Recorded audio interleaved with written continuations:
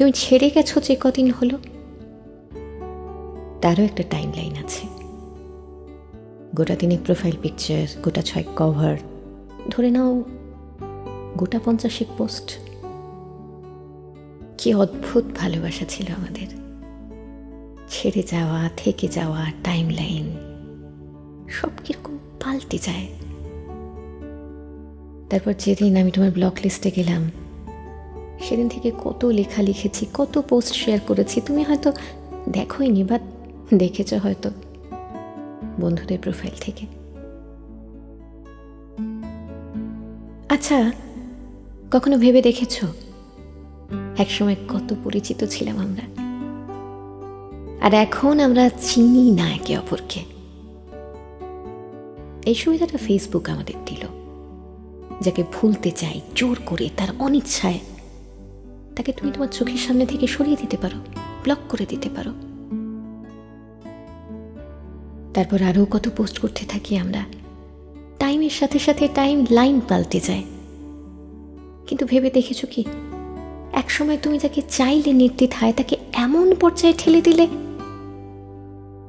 আর কোনোদিন কথা হবে না। একটা বয়স পার করার পর যখন মনে পড়বে, পারবে খুঁজতে, পারবে আনব্লক করতে। যখন লগ ইন বা লগ আউট করার ক্ষমতা, সামর্থ্য আর থাকবে না, একটা বয়স মনে করার পর মনে থাকবে আনব্লক করার কথা। শুধু এইটুকু বলার ছিল তোমায়, ফেসবুক থাকবে তো চিরকাল, সময়ের সাথে সাথে আরও যুবক হবে। আমরা কিন্তু এই জগতেই আরও পুরনো হতে থাকবো।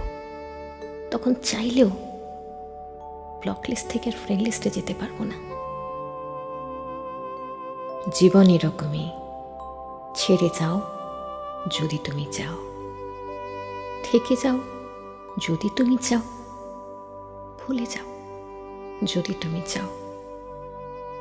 মনে যদি থাকে, মনে থাকবে।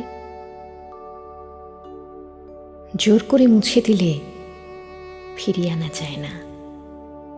একদিন সবাই পাসওয়ার্ড ভুলে যায়, তা জীবনের হোক বা ফেসবুকের।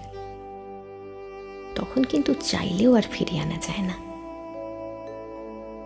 সম্পর্ক না থাক, সংযোগ যেন থেকে যায়, ওটা রাখতে হয়।